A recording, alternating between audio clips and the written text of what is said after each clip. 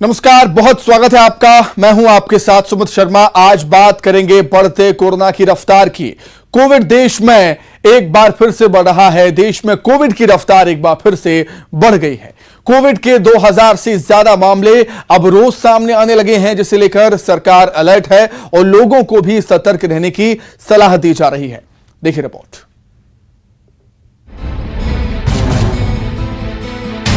Corona का प्रहार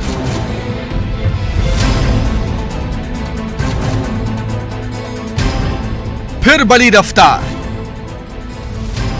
active 20,000 पार।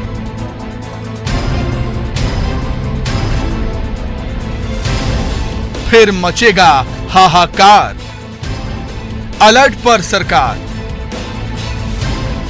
सतर्कता की दरकार। देश में कोविड की रफ्तार एक बार फिर बढ़ गई है।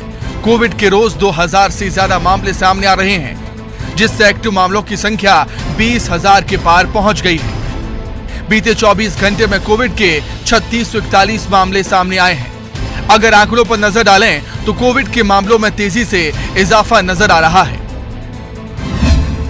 29 मार्च 2151, 30 मार्च 3016, 31 मार्च 3095, 1 अप्रैल 2994, 2 अप्रैल 3824, 3 अप्रैल 3641। ये आंकड़े डरा रहे हैं। जानकार ओमिक्रॉन XBB वेरिएंट को कोविड के बढ़ते मामलों की वजह बता रहे हैं। बताया जा रहा है कि ये वेरिएंट बेहद संक्रामक है। कोविड के नए वेरिएंट पर शोध की जा रही है और ये पता लगाया जा रहा है कि ये वायरस कितना घातक हो सकता है। स्टडीज बता रही हैं कि जिन जिन लोगों को वैक्सीन लग चुकी है उन्हें खतरा बहुत कम है, लेकिन लोगों को एहतियात बरतने की सलाह दी जा रही है। सरकार कोविड के बढ़ते मामलों को लेकर अलर्ट भी है।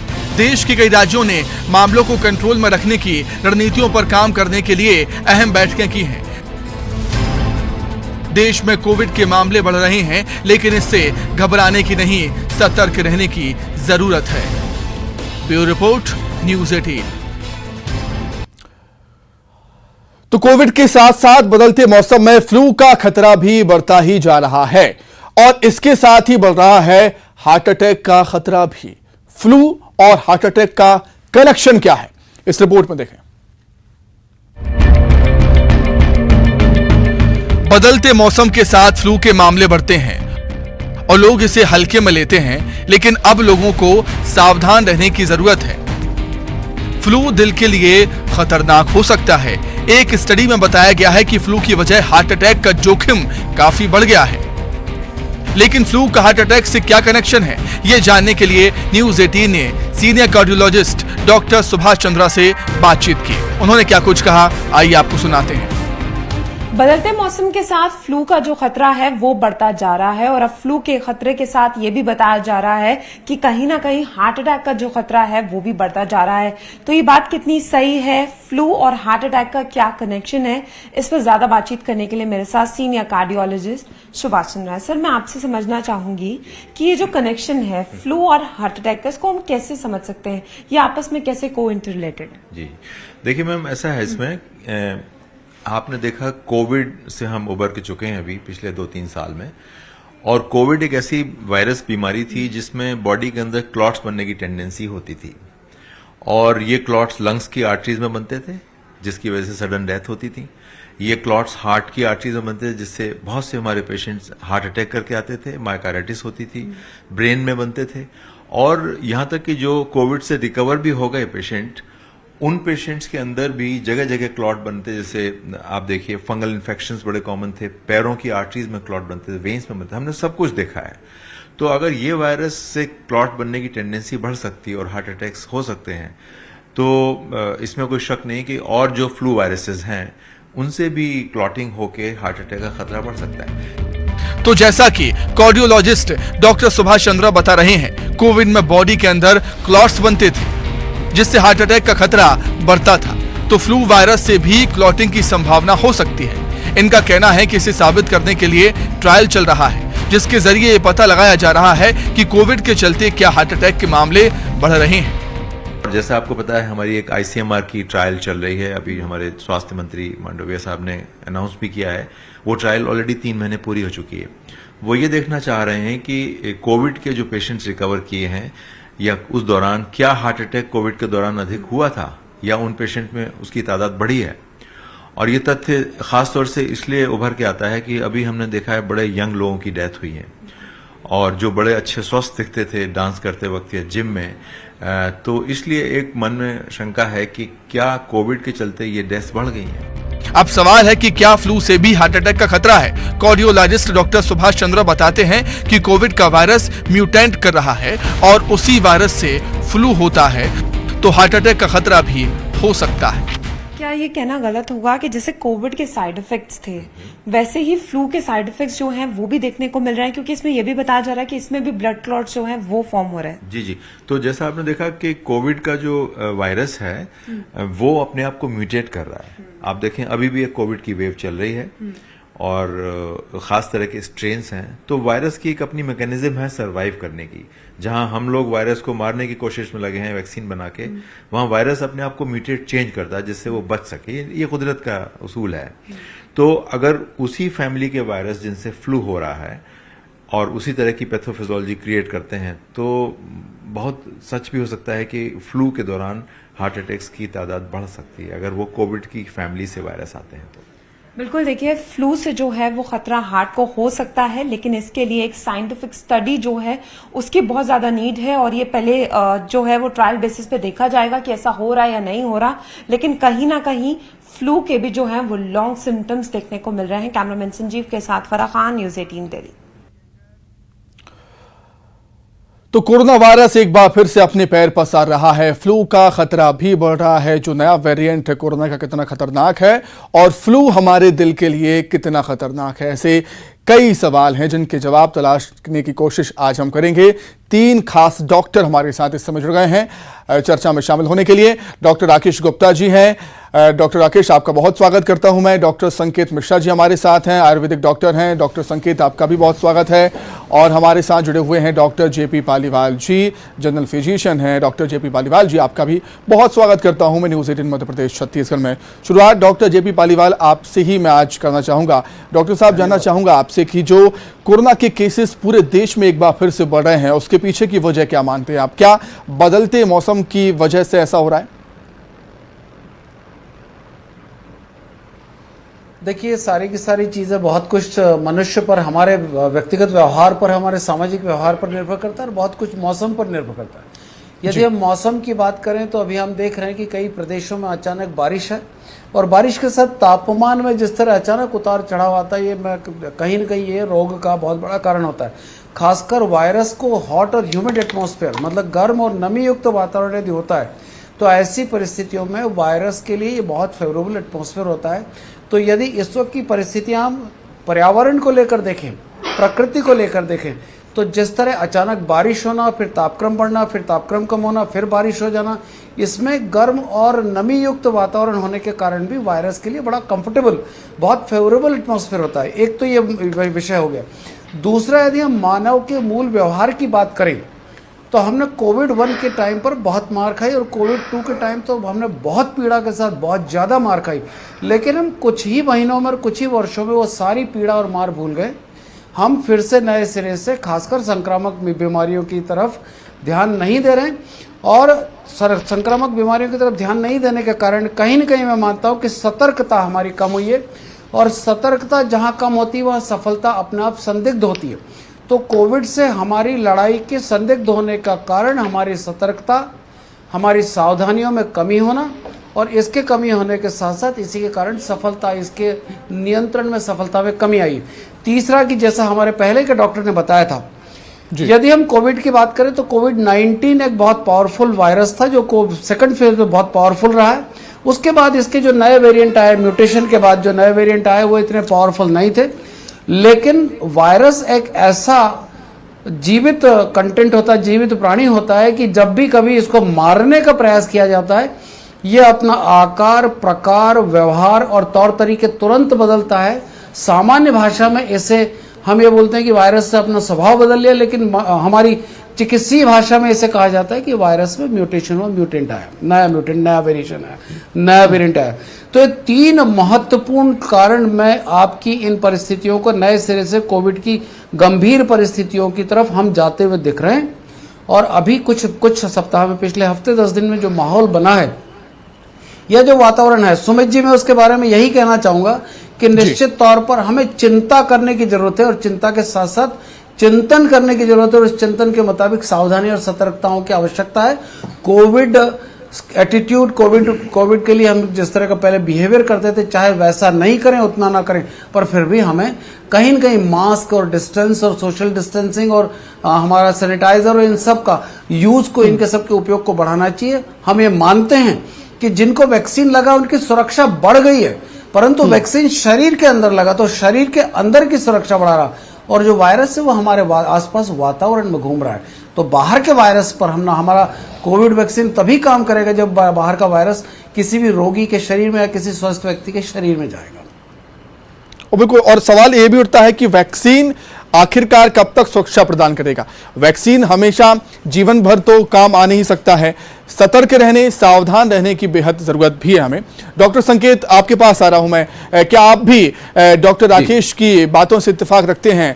हम एक बार फिर से लापरवाह हो चले हैं, सतर्कता हमारी कम हुई है, और आयुर्वेद विज्ञान क्या सोचता है इस बारे में कि बदलते मौसम के चलते जो कोरोना वायरस एक बार फिर से बढ़ रहा है पूरे देश में?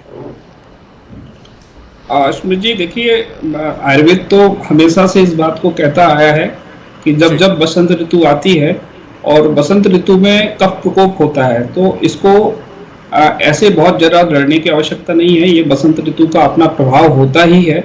और लास्ट टाइम पे भी आप देखें, जितनी भी हमारी कोविड वेव्स रही हैं, उसमें जब ये प्रिडिक्ट कहा गया कि सर्दियों में वायरस के लिए फेवरेबल कंडीशन होती है, इसलिए वायरस सर्दियों में ज़्यादा केसेस बढ़ेंगे, उसके बजाय जो है आप देखें तो जो फरवरी से लेके और अप्रैल तक का जो सीजन होता है, उसमें कोविड के केस ज़्यादा बढ़े हैं। ये आप रिकॉर्ड में चेक कर सकते हैं। दूसरी ये चीज़ है कि आयुर्वेद में किसी भी वायरस, बैक्टीरिया या किसी भी जो पैथोजन है, उसके लिए बहुत अच्छे हमारे पास उपाय हैं। जैसे कि पालीवाल सर ने कहा कि हमारी इम्यूनिटी जो है कहीं ना कहीं सप्रेस हो रही है, क्योंकि वेदर जो है फ्रिक्वेंटली चेंज हो रहा है। डेफिनेटली इम्यूनिटी हमारी वेदर के हिसाब से जो है रिफ्लेक्ट होती है, तो हमें अपनी इम्यूनिटी को बूस्ट करने के लिए पर ध्यान देना चाहिए। और सतर्कता की जो बात कही है सर ने, उसका मैं समर्थन करूंगा, क्योंकि सतर्कता, prevention is much better than cure. तो जितना हम प्रिवेंशन में ध्यान देंगे वो अच्छा है, लेकिन प्रिवेंशन के जो मेजर्स हैं, जो तरीके हैं, उस पर हमें थोड़ा सा सोचना होगा कि हमारी इंटरनल जो इम्यूनिटी है वो ठीक रहे। और उसमें सैनिटाइजर वगैरह जो एक्सटर्नल मेजर्स हैं उनका भी प्रयोग कर सकते हैं, लेकिन पहले हमें इंटरनल पे ध्यान देना है।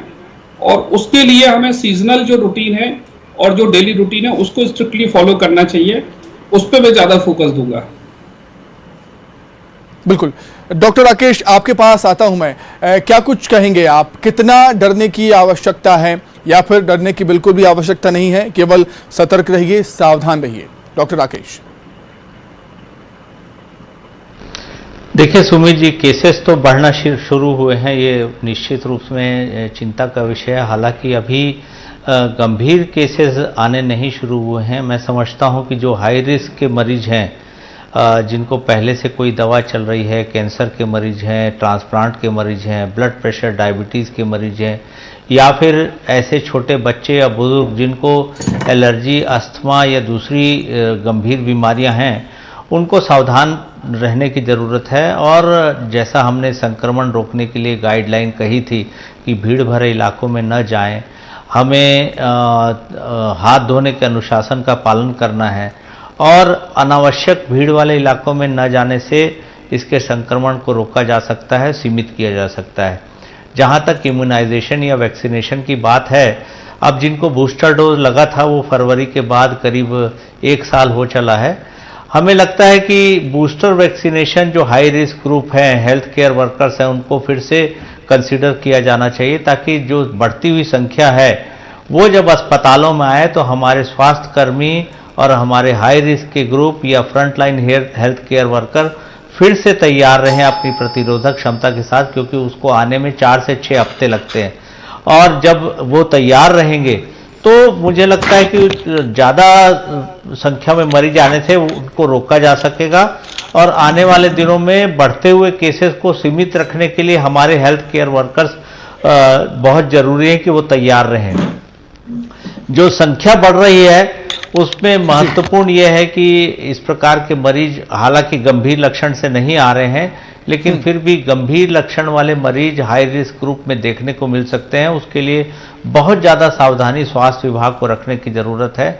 अभी नेशनल लेवल पे वैक्सीनेशन का शेड्यूल नहीं आया है, लेकिन जिस प्रकार केसेस की संख्या दिन प्रतिनिधि हजारों के हिसाब से बढ़ रही है, उसमें वैक्सीनेशन या बूस्टर वैक्सीनेशन आने की जरूरत है ताकि किसी प्रकार निश्चित तौर पर डरने की आवश्यकता नहीं है, बस सावधान रहें, सके। सतर्क रहें, क्योंकि कोरोना के केसेस एक बार फिर से बढ़ रहे हैं, इसलिए अपना बहुत बहुत ख्याल रखें। बहुत धन्यवाद आप तीनों डॉक्टर्स का जुड़ने के लिए और चर्चा में शामिल होने के लिए आप तीनों का बहुत शुक्रिया।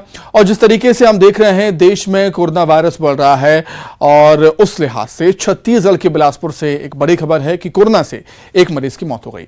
इलाज के दौरान कोरोना मरीज की मौत हुई है। निजी अस्पताल में मरीज का इलाज चल रहा था। रतनपुर के पोड़ी का रहने वाला था ये मरीज। जिले में एक माह में कोरोना से ये दूसरी मौत है। कोरोना मरीज की मौत से स्वास्थ्य विभाग में हड़कंप है। 12 एक्टिव केस है। जो पेशेंट की कल डेथ हुई वो सिकल सेल से पीड़ित था। उसकी एक दिन पहले उसने निजी नर्सिंग होम में भर्ती हुआ था और रिपोर्ट आई उसकी कोरोना पॉजिटिव, नेक्स्ट डे उसकी डेथ हो गई। सर अब स्वास्थ्य विभाग अभी 12 एक्टिव केस हैं और हमने सभी को होम आइसोलेशन की सलाह दी है, और लेकिन सभी अभी घर में स्वस्थ हैं। हमारी टीम रोज कांटेक्ट ट्रेसिंग कर रही है, उनके घर के आसपास लोगों का कोरोना टेस्ट किया जा रहा है। चल इसको सुबह से हमने कोविड प्रोटोकॉल के तहत उसके 100 को उसके गांव भिजवाया है, जहां पे पीपी किट पहन के उसके घर वालों द्वारा कोविड प्रोटोकॉल के तहत ही उसका पंचर। सर एक माह में ये कितनी मौत हो चुकी है जिले में अब तक? शुरू में एक डेथ हुई थी जो कि कोमॉर्बिडिटी थी, कल भी एक डेथ हुई।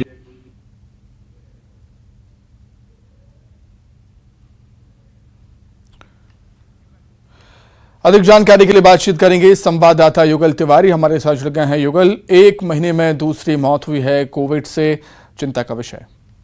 जी बिल्कुल सुमित, देखिए प्रदेश में कोरोना का धीरे धीरे जो कहर है वो बढ़ रहा है। लोग लगातार लापरवाही बरत रहे हैं। कोटा क्षेत्र के एक 45 वर्षीय पुरुष की निजी अस्पताल में उपचार के दौरान मौत हुई है और ये रतनपुर थाना क्षेत्र के पोड़ी का रहने वाला था। मरीज गांव में अब कोरोना को लेकर के दहशत है और इस तरह से अगर हम कहें तो लगभग 15 से 20 दिनों के भीतर में ये बिलासपुर डिस्ट्रिक्ट में दूसरी मौत है।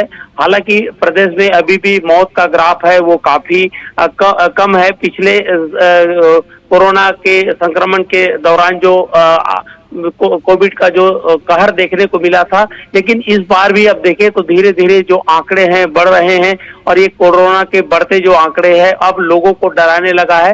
जरूरत इस बात की है कि जो कोविड गाइडलाइन है उसका पालन करें, मास्क सैनिटाइजर का उपयोग फिर भी करने की जरूरत है, क्योंकि बहुत सावधान रहने की जरूरत है यहाँ पर। बहुत शुक्रिया आपका युगल जुड़ने के लिए। इसी के साथ ही बुलेटिन में फिलहाल इतना ही। नमस्कार।